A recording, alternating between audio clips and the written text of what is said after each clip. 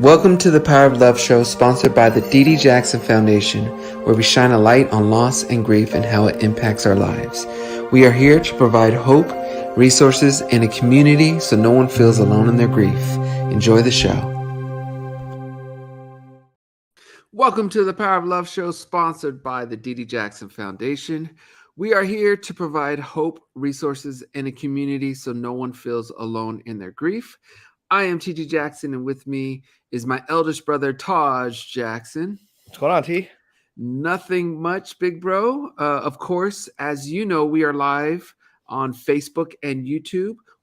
We are also, I should say it this way, you may also be listening to us via podcasts. Yes, the Power of Love show is uploaded each and every week right after the live taping of our show to all the major podcast platforms. So whether that's Google Podcasts, Apple Podcasts, Spotify, however you listen to your podcasts, obviously we appreciate you checking in. We want to remind you guys to subscribe to our podcast or subscribe to our channels. But also, if you enjoy the content, to make sure to like it, leave a review, leave a comment. It helps other people who may need our content. It helps them find it when there's some positive reaction to what we're doing. So we would greatly appreciate any of that kind of support. Now, we are not licensed therapists. We are just ordinary people who've experienced loss in our lives. We've been impacted by it, and we have learned from it. And what we like to do here is share our opinions in an attempt to help you get through whatever it is you may be going through. Saying that, if you need professional help, we urge you to seek it and to find it. Please don't just rely on us or any of our guests. With that said, you guys, I do want to remind you that if you enjoy this podcast, the show, we here at the D.D. Jackson Foundation would like to invite you to donate to our organization to help provide music therapy classes to grieving children.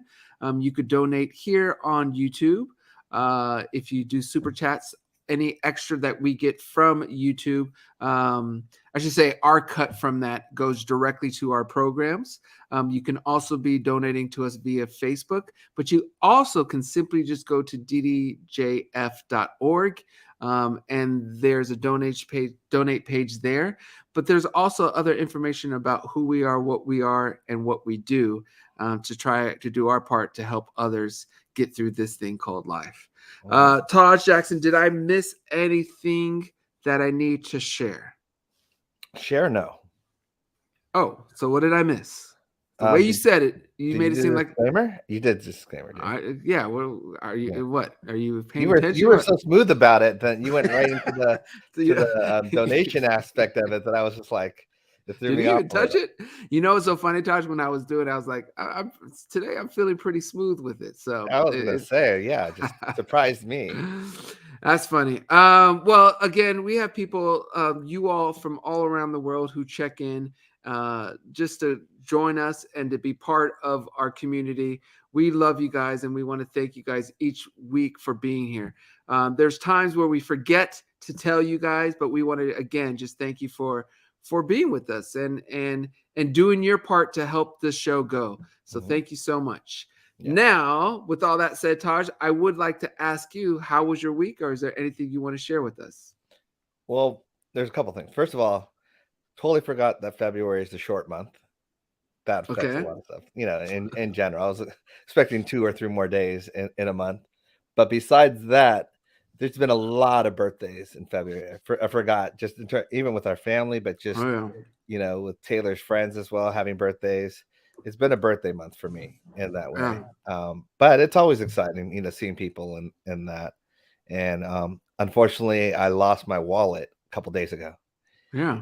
Because of that, just moving around too much, doing too much, you know, and I'm a creature of habit, so I don't like to do a lot in a short period of time. And yeah, something was going to give and lost my wallet. Did you get it back? Well, kind of. The kind of is someone actually was going to return it to me. I saw it on my Zoom, but but we weren't there, so it didn't answer, so she left. And so I don't know. We're praying she comes back. That was yesterday. Okay. And so, you know, it might have been that she was doing it right before work or whatever, but she did come. She opened up the wallet and and then that's a promising sign. That's Yeah, a you should be very good. good sign, but I'm just hoping there's not a discouragement, maybe a one and done. I'm happy you shared that story because oftentimes we always hear sad endings and the bad side of humanity when they'll take the wallet, charge some things on it, or take some free cash or whatever. Yeah. But to hear that someone came to your door, rang the doorbell, found out where you live from some identification you may have had in your wallet. But I think it's really cool for them to take time out of their day to go the extra mile to try to do the right thing. So thanks for sharing that. We always need to hear those kind of stories, you know? I'll keep you posted. Next week, hopefully I'll say, she came back with the wallet. Yeah. Taj, you're getting a lot of comments about your arm on the couch thing. He's serious but relaxed. No, man, put it back up. I was. It only goes one way. It goes. Yeah. I think that's great. Anyways, as for, I think you hit it right, Taj. There's been a lot of birthdays, you know, cousins, nephews, friends. Just yesterday, we spent a good portion of our day with BG, who turned 21, our cousin, and it was just always good seeing other cousins. We played some board games, and it's scary how quickly our younger cousins and our kids are growing up. But it's just a reminder that we don't know how long we have with our youth, and we have to do all we can to make sure we do good things with them. So 100%. I'm trying to think what else there is to talk about, Taj, but we have an amazing guest, so I think we should just jump into it if you're cool. Let's do it. All right. So on today's episode of the Power of Love Show, we welcome a special guest. His name is Asante Cleveland. Now, Asante Cleveland is a best-selling author, speaker, and former NFL tight end. Asante played for the San Francisco 49ers, New England Patriots, and Los Angeles Chargers in his 4-year career. He recently released his first book, Working Through the Dark, where he shares his experience with child abuse, overcoming obstacles, and the life lessons he learned on his way to the NFL. Love it. Here today to discuss his book and share a bit about his personal story. Without much further ado, please welcome everyone, Asante Cleveland, to the Power of Love show. Asante. Hello. Yes. So this is okay. There's a lot of things I could say right now, but the first thing I want to say is you are putting both Taj and I to shame with that golden deep voice you got. And I appreciate it. I'm lucky. My dad has a very deep voice, so he passed on his height and his voice to me. Thank you for having me. Yeah, hey man, thank you for being here. I have to ask this. I mean, I have questions for you, but this is my first one. Do you get compliments on your voice daily? It's been something that it's been happening since like high school. People always commenting like, "Oh, you have a radio voice." So I've grown up and just kind of understood the territory, and when people like hear me talk, like that's normally their first reaction. It's like, "Oh, you have a really deep voice." Yeah. And so, you know, I mean, I'm just now looking into the comments, and I people, great voice. And Sequoia says, "Yo, deep voice woke me up with the heart's eyes." And then Jack Love says, "Oh, Asante's handsome, and I love the voice." So there you go. I appreciate it. I love this. I love it. Yeah, I mean, I'm not gonna lie. You know, I'm a happily married man, but that voice is golden, man. It's a nice voice. But anyways, you are quite an inspiring person, Asante, not only for achieving the goal of becoming a professional athlete who played in the NFL for 4 years, but also for being vulnerable enough to write this book and share some very personal experiences in your life. Let me start with this. Do you think men, and even more so men who are professional athletes, have a harder time opening up about personal experiences and emotions because of the stigma that society places on men to be tough and, let's say, man up? Yeah, 100%. It's that societal norm of you have to be tough. And then when you enter in the sports realm, there's another layer of you have to suck it up. Like, even if you're hurt, you still have to play. There's like a difference in sports. Like, you're either hurt or you're injured. And there are a lot of times when people are really injured, but will just play like they're hurt just so that they can still be available to their team. And you later see how that mindset is not healthy outside of sports. It's really not all the healthy in sports, but you do what you do have to do to play. But once you're done playing sports and you still hold on to, like, you have to suck it up, you can't really share what you're going through, it starts to be an issue within your personal life. And yeah, I think men just need to learn how to express themselves. And for the most part, guys are out of practice. Like, it's not encouraged. So people just keep everything to themselves. Yeah, and when guests are answering questions, I usually am commenting and putting up comments based on it. But they're having such good time. They're talking about how you have an amazing voice. You can do radio and podcast. And Denise says he looks too good for radio. So I'm just enjoying I'm just enjoying the commentary that's going on while you're talking. I do have another question, Asante, because you obviously went through an experience and some trauma when you were younger, but at the same time, you still accomplished something that I would say, at least as a male speaking, that 99% of us male would love to do, and that's to become a professional athlete. That is something that is so challenging, difficult, not only because you have to have the physical attributes, but you also have the mental attributes. You have to have the will and desire to work and practice and do things when all your friends may be out partying or doing whatever they want. So my first question is, I guess the question I want to ask you is, how did you get to a place? How did you get to a place where you went through something in childhood, but still found that strength and that desire and that willpower to stay focused on achieving your dream? Well, I was really lucky in that. So I went through the abuse on dealing with my birth mom, and then was living with my dad from 11 on. And I was lucky that once I was spending full custody with him, I got more involved in sports. And he has a sports background himself. He played in the NFL for a year. And so he was really instrumental in teaching me what it takes to really go to the next level. I learned very early on that if you want to be great at something, you can't just do the bare minimum. And you'll just continue to get the same results as everyone else. So you have to learn how to work when no one else is watching. He called that working in the dark. And so as I developed as an athlete, like through high school basketball, which I loved, I thought I was going to be a basketball player. And then I started to get notoriety in football.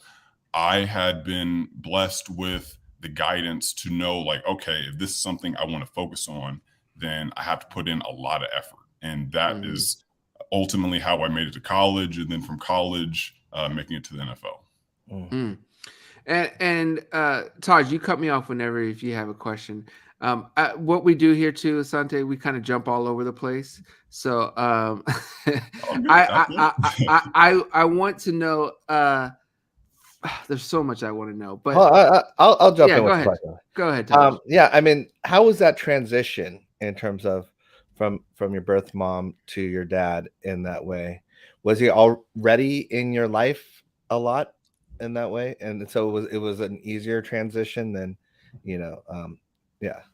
that's kind of my question, because I mean, I'm so excited you had such a positive role model, and look what happened from that. Yeah, I was lucky in that. So they got divorced when I was probably like 5.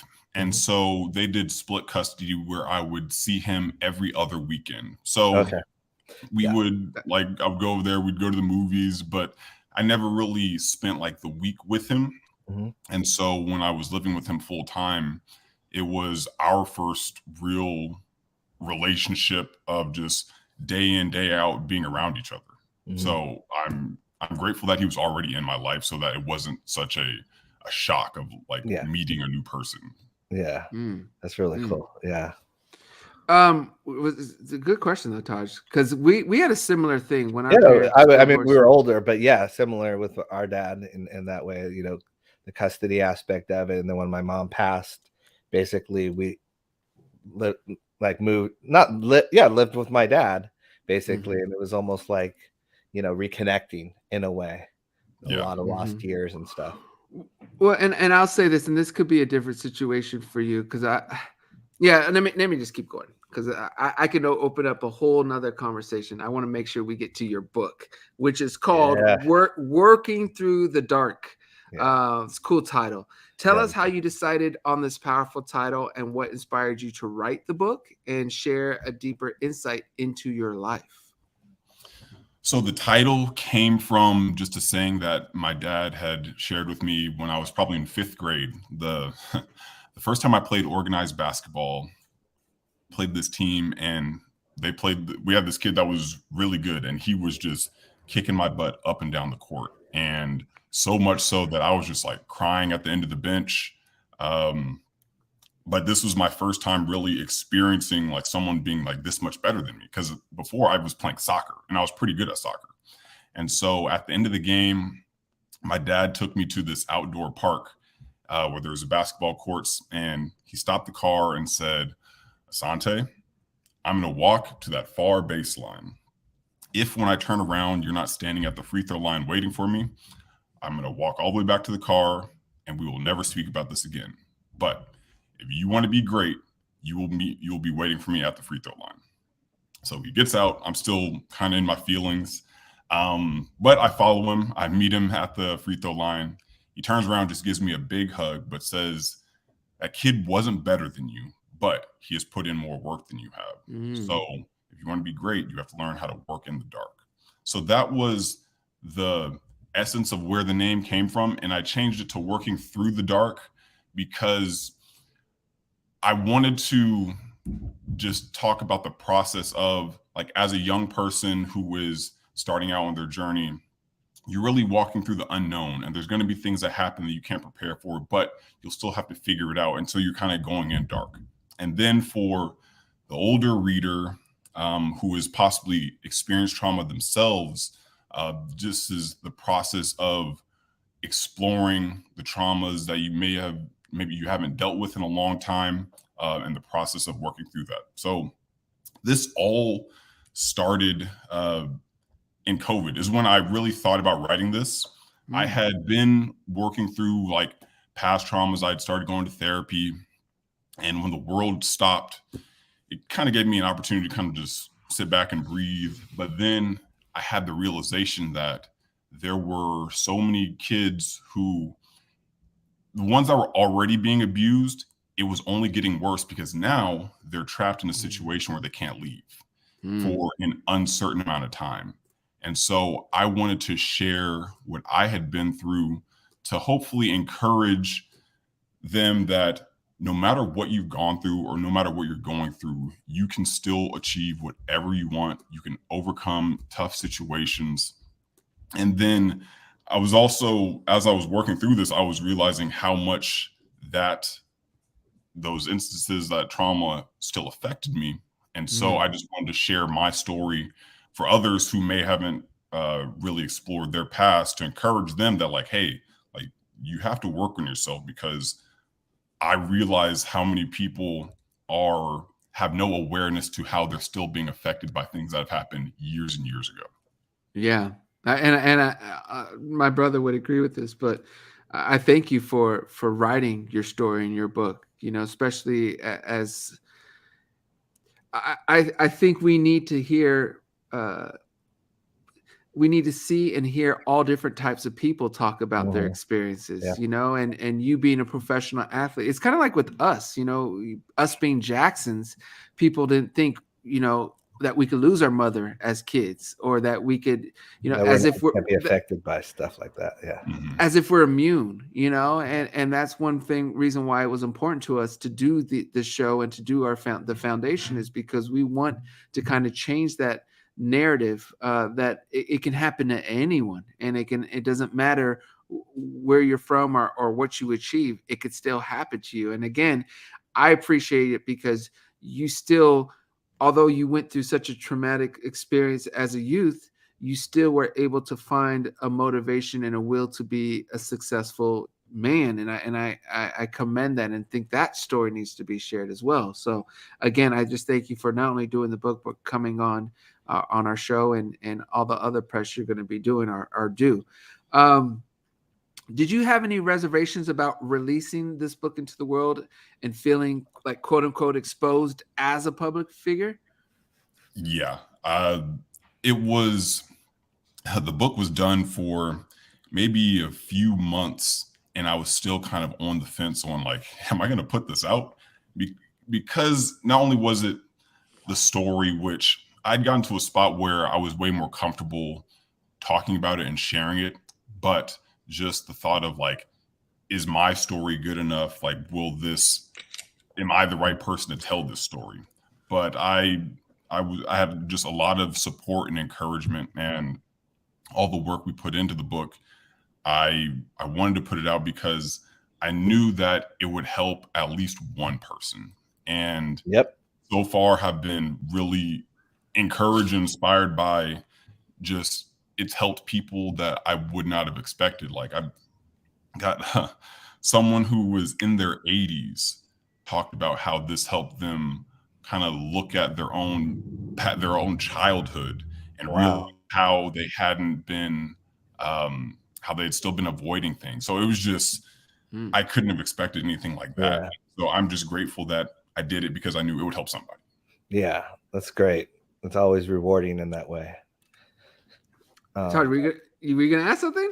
Yeah, as well. I mean, I'm seeing in the comments, everyone's, and I hate to say this because you've made such a big deal about it, but do you have an Audible version? Wait, why are you hating to say that? That's a good question, man. I spent the first 10 minutes about his voice, and now and I always ask about an Audible version, but now it sounds like I'm asking. Yeah, voice. Todd, you want to go to sleep to Asante's voice? What's up, Todd? Why are you asking about an Audible voice? I always ask. I prefer Audible over everything. That's just me anyway, because I'm a slow reader. But it does seem like, that would be a logical step if you don't have one already. I haven't yet. It's man, it's a lot of work. It is a lot of work. So I just have not dedicated that time yet. It could be coming in the future though. Okay, good. Yeah. I mean, yeah, it's, what it is for me with the Audible, especially if it's by the artist, the author, is there's certain things that you hear in their voice tone and all that stuff as they tell the story or whatever it is that you just can't get from reading it in a way, especially if it's someone that wrote the book in that way. So that's for me why I like it. I just like it, and you feel more connected to their story and that. So that's why I prefer it. Yeah. Asante, do you have the book near you? Is there an excerpt you could read from? This is from Georgina says, let him read something from his book, please. Is there like a paragraph and take your time if you need it. I know you on the spot. So, I definitely put you on the spot, but while you're looking, you got something? Are you? Okay, cool. There you go. So this is in chapter 23. So the way we have the book broken out, it goes like story and then reflective chapter, and it alternates back and forth. So a little bit about what I was going through at the time, and then the next chapter is about like what lessons can be taken from that, and there are reflective questions at the end for you to ask yourself, because I didn't want the story to just be my story, my woes. I wanted it to be a tool that can help other people. Nice. So this we can't possibly know every day ahead of us how every day ahead of us will go. Perfection doesn't exist, no matter how hard we try. Yet, every second of every day, we have choices to make. These choices are what lead us in one direction or another. Sometimes we intend to do good, but it ends badly for us. Sometimes we're in the wrong place at the wrong time, and sometimes life just decides to throw us options we are unprepared for. And these decisions we make every day, day in and day out, can become a pattern. Habits, good or bad. These habits take us through different paths with different circumstances and different outcomes. Bad habits can destroy our reputation, our career, our relationships, or our will to live. Some lead us to jail, abusive partners, addictions, or worse. And sometimes it's not just one choice that hurts us, but a conglomeration of many choices. There are times where we spiral out of control and we don't even realize it until months or years later. So these moments where life throws us a curveball, veering us in a direction we didn't want to go, how will you respond? That's great, man. The book is called Working Through the Dark. It is available on Amazon.com. I have your website too, AsanteCleveland.com. That is AsanteCleveland.com. What can people find on your website, Asante? So my website, it has links to the book. If they are looking to book me as a speaker, there's a form to do that as well. I also have my blog post in there that I'm getting more active with, but it's just a way for me to have a site that is more professional than just an Instagram. Mm-hmm. It's great.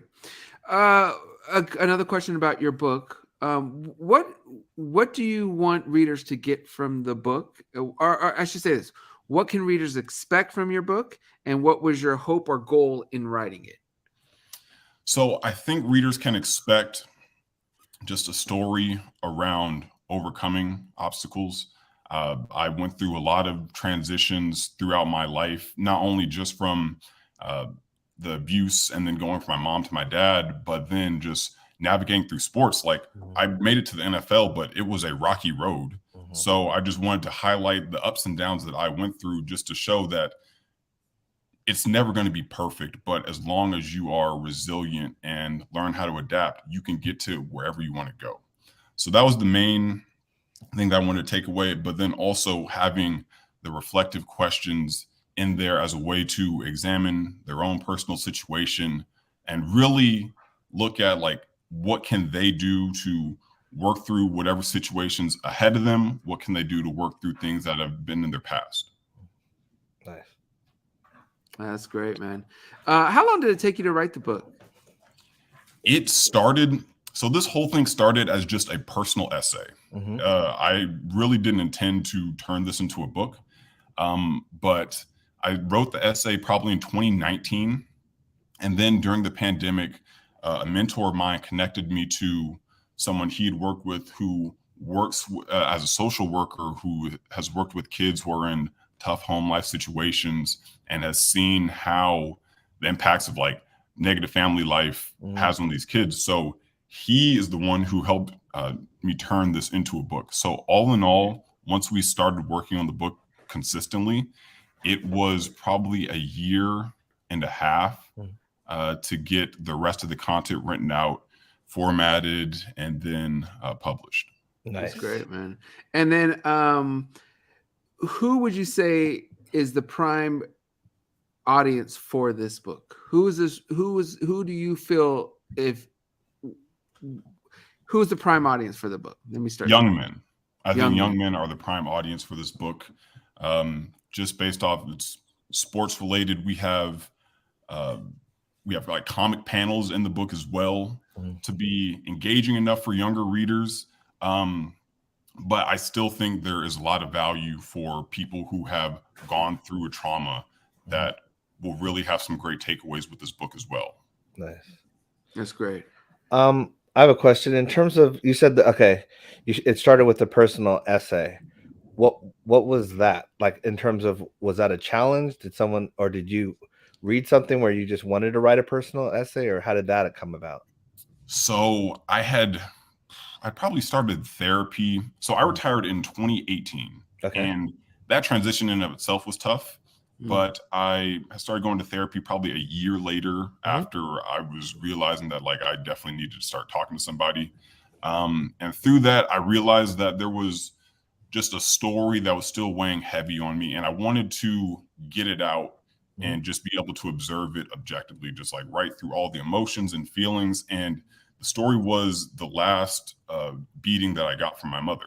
And just the whole, from the start of that day to like the end of it, and just really diving into that situation that led to me contacting my dad, him coming to my school, and then Child Protective Services being called. So I just wrote about that whole experience. And it was just, like I said, it was never intended to be like, oh, I'm gonna turn this into a book. It was just, I have this thing that I just need to get off. Was there anyone or anything that helped you get to that point where you felt like you had to get it off?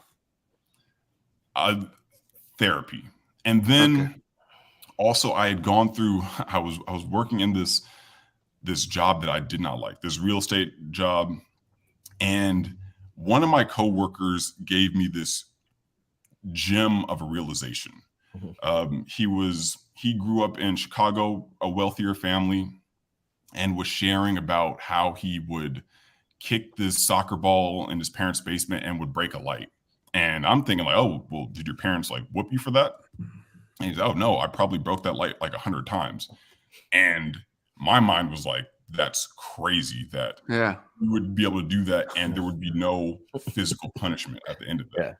Yeah. And it made me realize that like I was still like struggling with my own stuff, and I was realizing that so with this guy, he was fearless. He had no issues. Like we were doing a lot of cold calling, and he had no problem calling one person 9 times. They would block his number. He would ask you for your phone to call that same person back. And it was just, there was a fearlessness about him that was always like intriguing to me that I just didn't have. And I kind of made the connection of like, there was never consequences to your actions. So there was no reason for you to be afraid to do something like that. Mm-hmm. And it really made me look at like, okay, like I have some stuff that I still need to work on. That's powerful. That is very powerful story.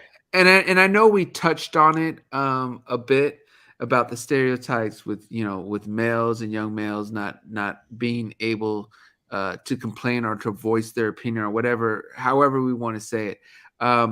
What advice?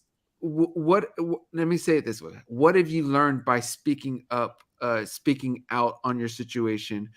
Is there any type of either growth or any type of? And I'm trying to phrase this question as if someone is hearing you who is afraid to come out or speak out about something they're going through. What would you say is on the other end of doing such a courageous thing? You'll feel a lot lighter. It's a heavy burden just carrying something around that you know doesn't serve you anymore, but you're afraid to let it go or don't know how to work through it. I think especially how I look at it is I always felt I was a burden on other people by sharing what I was going through, that my weight didn't need to be let off on somebody else. So I'm just carrying this thing that I'm also not giving myself a break. So it's important you don't have to be extremely as public as writing a book about it, but I would encourage you to find someone that you trust to lay some of that weight off on. Like share what you're going through. Vulnerability is not a weakness. It is a strength. It's hard to do, but at the end of it, it feels lighter. You get stronger. It's almost like, I think of it as working out.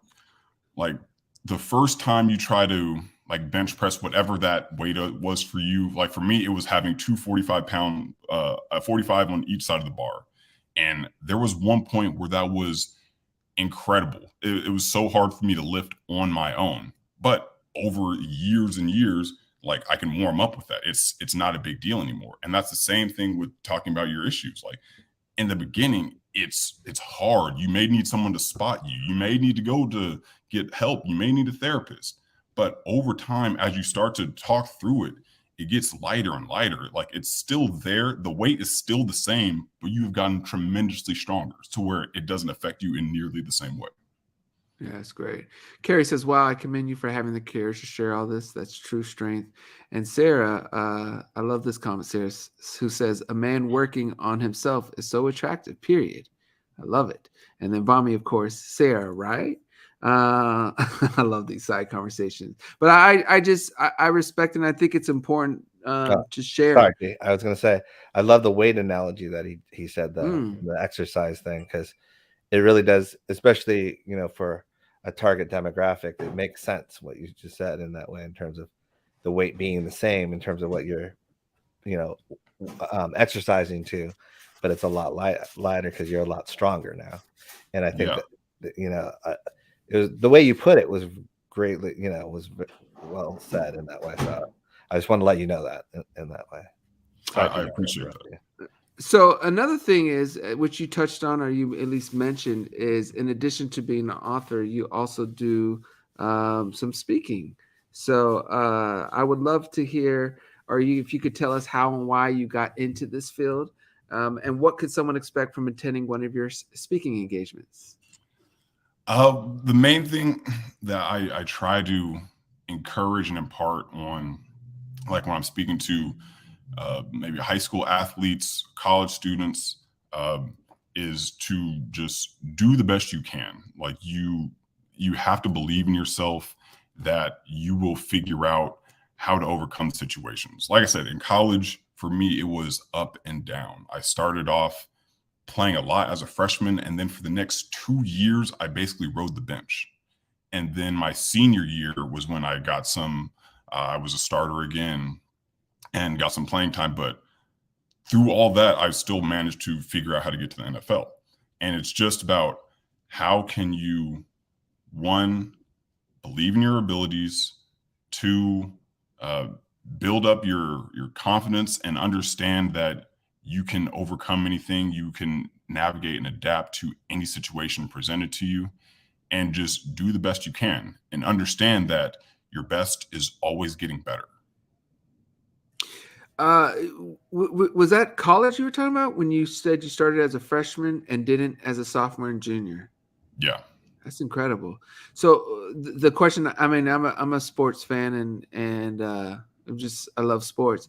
My question is, how did you stay motivated?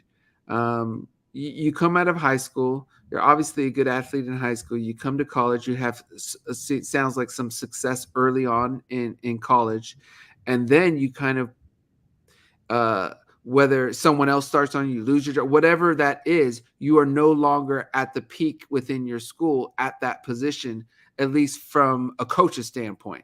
How do you, as a young man, keep that motivation and keep that desire and keep that ability to work on yourself to improve, to win that job back or to reclaim that peak spot? How do you keep that motivation? So after my freshman year in college, the coaching staff got fired, and I also had to have shoulder surgery. So a new regime was coming in while I was hurt. So when I was finally healthy, I wasn't the level that they were expecting or whatever it was. So like I said, sophomore year, I didn't play. And then going into my junior year, like I took that time, I worked hard. That's what I was focused on. I was like, let me just work as hard as I can so they can never question my effort.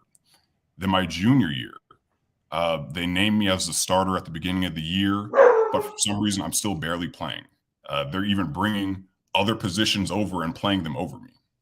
So my senior year, I focused on, all right, how can I add value to the team? Because the NFL seemed like an extremely long shot at this point. But I knew that there's no chance for me to go to the NFL if I'm not on the field. So what can I do to get on the field? And I saw that I had an opportunity as a blocker. As a tight end, there are like receiving tight ends, and then there are blocking tight ends. And so we already had a great receiving tight end. So I just focused like, all right, whatever happens, if we're going to run the ball, I'm going to make sure I have to be on the field to get that done. So I went from barely playing those past 2 years to being on the field every time we needed to run the ball, every time we needed to throw the ball deep for protection. So I saw an opportunity for my niche. Is that in your book at all? Yeah. Asante? Okay, because that's and especially around the world, I know American football isn't the biggest sport, and you may not understand it, but I think that's very relatable of achieving a certain standard in your career and then kind of being put on the back burner or feeling like you're now on the outside looking in. How to keep that motivation and continue on impressing to not let your dreams end and not let your goals end. So I love that. And I've read a couple other biographies that are from athletes, but it always seems to be on someone who's in the Hall of Fame or someone who was always at the top of the chain and someone who just had was birthed with incredible talent or whatever. So it's very cool and interesting to see it from your perspective, where you're on the outside at some points along your journey and then fighting to get through. That's powerful. And I think that's important to be in the book. So very cool. Okay, cool. So again, for people who may want to hear you come speak, can they get you to speak at an event? How's this working? Or do you just have multiple speaking events that are listed on your website? No, just go through my website. You can reach out to me, and we can figure out what type of event you're looking to do, and Cool. how my message can best help the audience. Very cool. And then we haven't talked on this yet, but Instagram, it's at Asante Cleveland. That's ASANTE CLEVELAND. Go check out Asante on Instagram. And then there's Twitter as well. It's the same, at Asante Cleveland.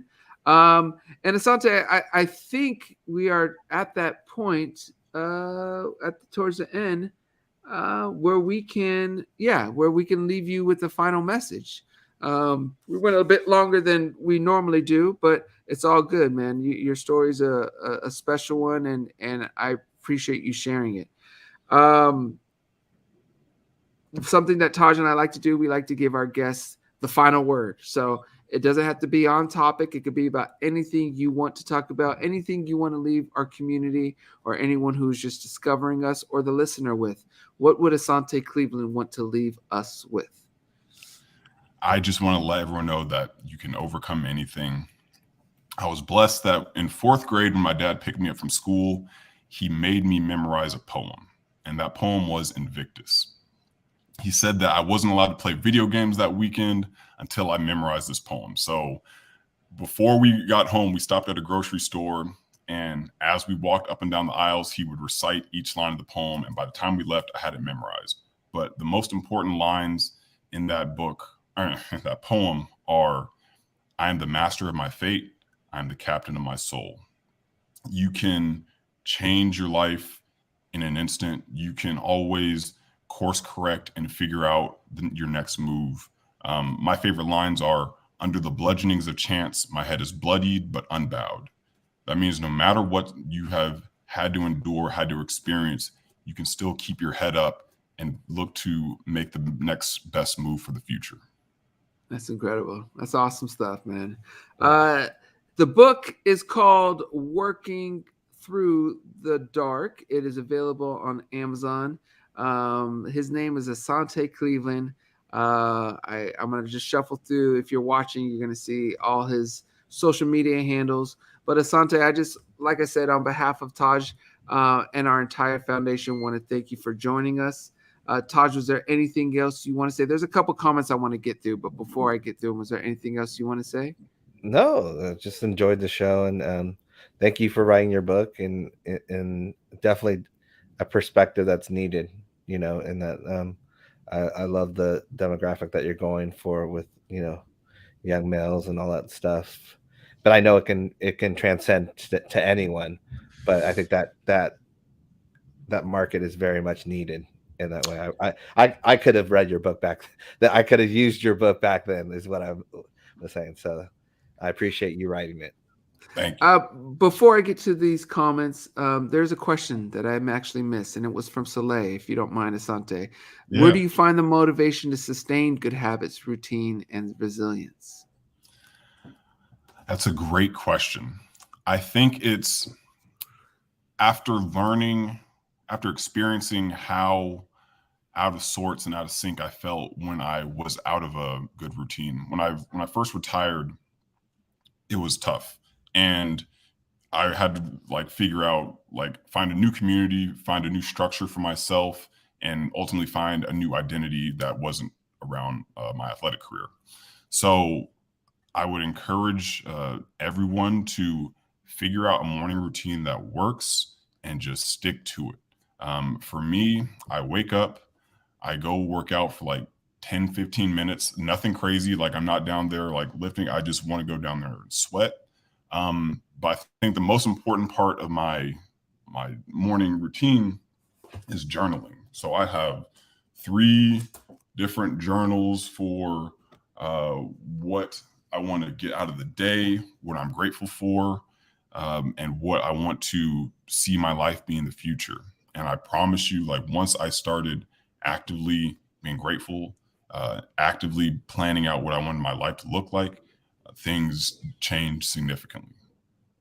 Very cool. Great answer. Wonderful. Thank you for Yes. that. Okay, now we got some fun comments. Number one, Sarah says she wants to hear you reenact the narration for Thriller. And then another sweet comment is from Melissa, who says his voice is giving me a Kobe Bryant vibe. I'm not sure if you heard that one. And then Janine with the super chat says, Asante, for your truth, transparency, and sexy voice. So thank you, Janine. Very, very, very cool. I think that's it. Everyone had a really good time hearing what you had to share, Asante.